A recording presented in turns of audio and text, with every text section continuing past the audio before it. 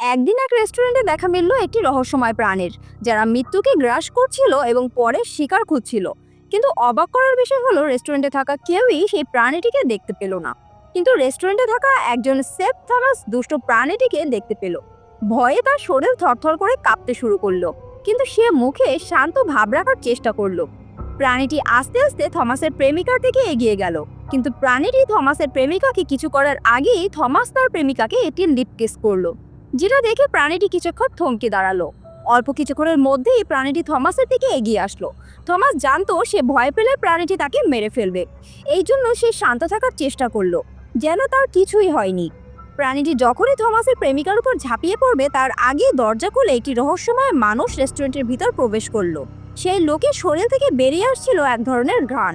সেই ঘ্রাণে আরো কিছু রহস্যময় প্রাণীর আগমন ঘটলো সেখানে, যে প্রাণীগুলো লোকটিকে চারদিক থেকে ঘিরে ধরলো।